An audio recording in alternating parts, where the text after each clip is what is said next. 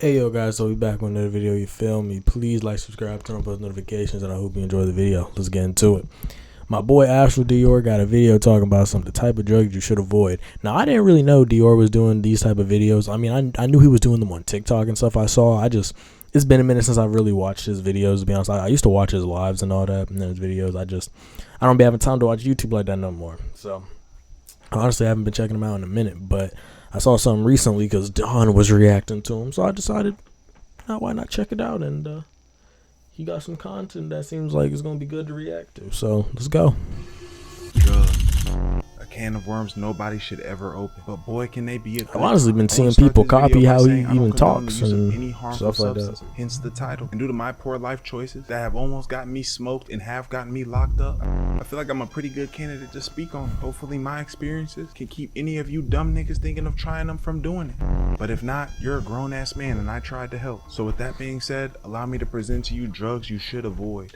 First, that gas. Y'all remember when we were younger and adults would say that tree is a gateway? I remember hearing that and being like, gas to crack is a pretty big jump. And it is. But the amount of people that I know were once scared to put the devil's lettuce to their lips, quick to do any poison imaginable. I feel like everybody's introduction to tree was basically pretty similar. One of your friends, family members said that they did it and you followed and did it with them. Depending on how your first time getting zooted was, you either realized that it wasn't for you or you finally caught a glimpse of a whole new world you've been missing out on. My first time smoking was with my Hispanic partner Edgar. That was dead ass his name. Thing is, I didn't even get high. I acted high in front of him, but in my head I was like, I feel normal. After that I smoked with him again. It didn't work. At this point I thought I was immune to this shit. I was under the impression that some people could get high, some people couldn't, until I was over at my best friend's house. The difference between this time and the others, I was with Edgar hitting a paper. With my dog, he had a pipe, and when I tell you, that first hit from that pipe changed my life forever. After finishing coughing my ass off, I had reached new limits. Everything was funny. I was hungry as fuck. And that night was one of the most memorable times of my childhood. Mind you, I was 13. But as humans, there's something within us that once that seal is broken, some of us yearn for more. Going forward, I would smoke every now and then until I hit the big 15. I was in a new area, and at this age is when I realized this shit is an actual gateway. I went from smoking every now and then with my friends to smoking that shit every day being the plug in my area, all throughout high school. So being so in tune with it, I saw how it affected many different types of people. First type of people I want to touch on are the I can't get addicted. Anybody that say you can't get addicted to that shit is lying. I got partners that can't eat a bowl of cereal in the morning without smoking that shit.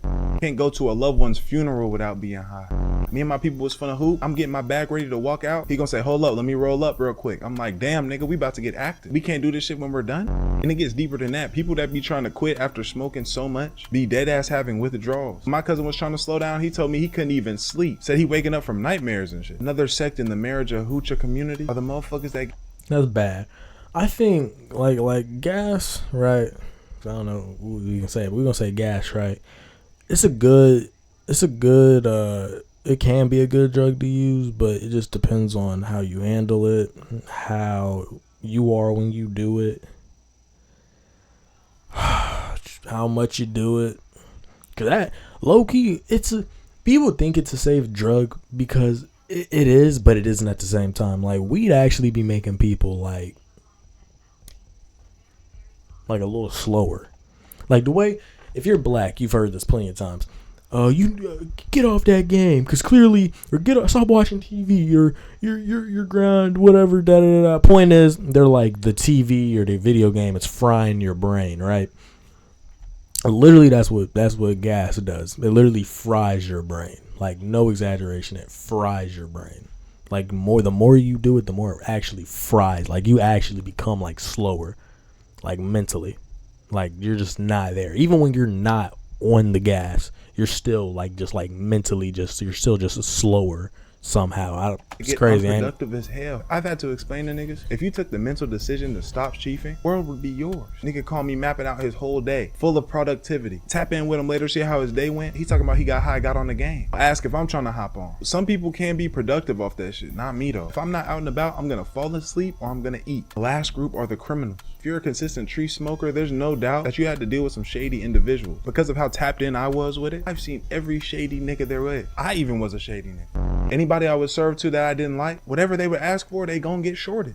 That's very low level. This shit could end badly. I know niggas that have been on the other side of a gun about this shit. Myself included. I was just lucky enough not to be the one that got hit up. This day I had got a call from somebody that always cops from me. Said they were gonna send somebody my way. Typically, I don't do that. Since I knew him, I said, fuck it, let's do it. The dude hit me, said he wanted to cop an ounce. If you aren't aware, an ounce is 28 grams. And around that time, I was gonna serve it for 200. When I get to him like a dumbass, I let him get in my vehicle. I definitely had been through so much shit at this point and got away with so much shit that I got too comfortable. This was an apartment complex, so I pulled to one of those spots that have the covering. Start making small talk with this nigga. Look over to my left to grab the gas, and all I feel is something cold, hard, and heavy on my hip. No diddy. I turn my head, look at him, he gonna say, I need all of that. I put my hands up immediately like, whoa. He like, yeah, I need all that, I need all that. He looking around for some more shit, but I could tell he flustered, ready to go, because he hopped out the whip, and right before closing the door, he gonna open it, check one more time, and tell my stupid ass to be easy. Closes the door and runs off. Around this time, I had to be 17. And when you take a step back, I was once just a Be easy, homie. 13-year-old innocent kid. Chief and my friends having a good time. But what came with that was a whole lot of bullshit. Ending with me getting in trouble with the law. But that story's for another time. Second, that white girl. Before we start, I have never done this shit, but I've been around plenty of people that have. This was a substance I knew I never was going to get into, selling or using. Yes, you're not at your best whenever you off that gas, but a motherfucker off that white is a different story. White only makes you lose shit. Weight, your family, your life. That shit's ridiculous. I'm not in the business of fucking my life up. In my life, I haven't seen that many people off this shit. One was definitely people at parties or festivals or some shit. Another was my friend's mom. She used to be geeking too. But where I came in direct, unavoidable contact with this shit was at my job. When I was working at Home Depot at 19, and it was not by a coworker, it was by my supervisor. Home Depot was a stressful job, but not that damn stressful. When it got busy, that shit was damn near like slavery. And my supervisor was a very hard worker. One of those supervisors, definitely very childish the more that I think about it. One time on the side of the building, he ran off the wall and did a backflip, but nonetheless a cool guy. I just thought he was a real energetic motherfucker. So one day it was a closing shift. I'm busting my ass. I don't see my supervisor or my coworker nowhere, but I'm just taking it on the chin, getting to work. So I hear a call on the intercom. Talking about New York, come to the manager's office. Make my way over there, open the door, walk in. The door closed behind me on some movie shit. Look to my right, is my coworker. Manager gonna say, lock the door. Real life movie shit. I've lived a movie life if you have not noticed. This nigga gonna ask me how close he's going. As I'm telling him, puts his head down to the table, has a rolled up piece of paper and hits that hoe. I'm not trying to raise no red flags, and I honestly don't care. I'm just like, oh, where the answers are revealing themselves. My coworker walk over, get him some. And these dumbass niggas gonna ask if I'm trying to hit this. So when I got irritated, cause does it look like I do this shit? I tell him, no, I'm straight. I don't know what type of sick shit he was on, but I think he took that as a challenge. Because every time I worked with him, if he saw me alone, he would ask, hey, I got some shit on me, you trying to hit it? And my answer was no every time. But as you would assume, his empire started to fall. Started getting sloppy. Closing wasn't looking good. Managers getting on his ass, riding him up. And he was already skinny, but he had dropped like 20, 30 of them. I had to end up quitting and coming back into a different department. He was still there, but he was a different person. Barely spoke. Moved slow as hell. I don't know what happened to him. Third, that drink. Fix his tea, lean, whatever you want to call it. Stay Bro, lean is, bro. Whew. Bro, lean is bad, bro. You get that lean gut. You sorry. Lean probably lean worse than weed, I'm pretty sure. From you get that shit. lean gut. There's two times in my life where I was around this a lot. First, very young, 15, 16. Like I said, that gas is a gateway. That also make you a little around our area. We started slower. selling different shit, and one of those things a was drink. Not and there, with that you know being what I'm said, saying? we would do you it. gonna find yourself walking, looking in the mirror. You gonna you saw what's his name? I keep forgetting his name, but you saw he fell asleep on Instagram Live. He realized, yeah, he needed some help. We were mature enough to know this is very addictive. So the times we were on it were few and far between. But nonetheless, we was on it. Famous Dex. Dex. This is a dumb ass drug. All this do is put you on your ass. Lights out. The only appealing thing about it was the taste. Other than that, we were just destroying our bodies going to bed. Not only health wise, but it impairs you. Never have I been the type of person who could just fall asleep. I've actually tried lean. I've actually tried it. I didn't try enough to where I was on that type of BS, but yeah, it's actually good. I ain't gonna lie. Literally, if lean was like a soda, like if lean was literally a soda brand, bro, that would probably be as good as Sprite. You know what I'm saying? In fact, it probably would be made by Sprite because most people usually use Sprite when they do that. But Yeah, it's pretty good. Depending It's on how pretty you're good. moving, this shit can do that to you. After a while, thank God, it became very hard to get. So it didn't resurface into my life until I was an adult. Before I became a YouTuber, I was a Ain't music hard to make producer either, making beats. to I be made beats honest. for YoungBoy, No Cap, Rich the Kid, Rod Wave, the list goes on. So as a producer being involved in this scene, of course I'll come in contact with that drink. And there are certain people that are so deep in that, they will tell you do not touch that cup. It's telling me they tried to quit stomach flipping. This almost makes it impossible. It's one of the most expensive, pointless habits you could ever have. Fourth, psychedelics. But the one that I'm speaking on is acid or LSD. This shit is not it.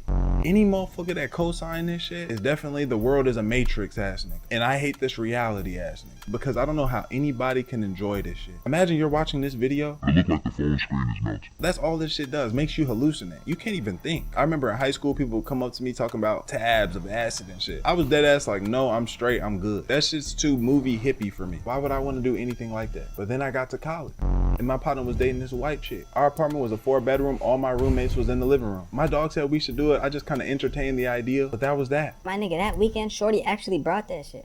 Said, all right, I bought it for everybody. Just cash at me this month. I was like, oh damn, she actually went through with that. At this point, my partners was gonna do it. I didn't really care and I wasn't opposed to. She handed it to me. It was 2 sweethearts stuck together. And whatever was sticking it together was, I guess, the LSD. So we were told to suck on it, no dick, till it dissolved. So that's what we did. We all went outside, sat on this bench and kind of was just chilling, waiting on it to hit. Gang, as soon as that shit started, I wanted it to end. All the grass on the ground started waving like this. Sky pulsating and shit. And as I'm getting more and more overwhelmed, the girl gonna say, I think we should go inside. Everybody in agreement, we went in the crib. Sat in the couch, everybody quiet as fuck. Shit felt like a Rick and Morty episode. My dog cut on the TV, starts watching YouTube videos. And this dumbass plays EXO Tour Life by Lil Uzi. I don't know if you've seen that video, but it's a hard watch when you're sober. The scene with all the blood in the tub came up. I got up, said, y'all tripping, and went in my room. Laid on the bed and rubbed my dog while I was in a fetal position. The next day, I thought it was all over. I had class and I noticed that some shit was different. This is gonna sound crazy. Anytime I looked at a white person's face, I would feel extreme anxiety and fear. Motherfucker couldn't even say hey to me. I'd be like, oh, excuse me. That shit got too real. And I was stuck like that for like a week and a half. Couldn't even pass my white partner the ball while we was playing basketball at the rec. He talking about, Dior, I'm open, bro. I'm turning the ball over and shit. One of the worst experiences I've ever had. Oh, with that being said, another video done. And I really want to put the emphasis on do not touch nothing. If you're already in that world, I would say refrain, but you're grown. So just be responsible. Yeah, it looks like Dior gonna be a regular when it comes down to watching him, and you know what I'm saying? Cause I need some content. Cut and Jubilee have not been supplying, so yeah. Anyway, though, I do hope you guys did enjoy the video. Please like, subscribe, turn on post notifications, and yeah, see you on the next one.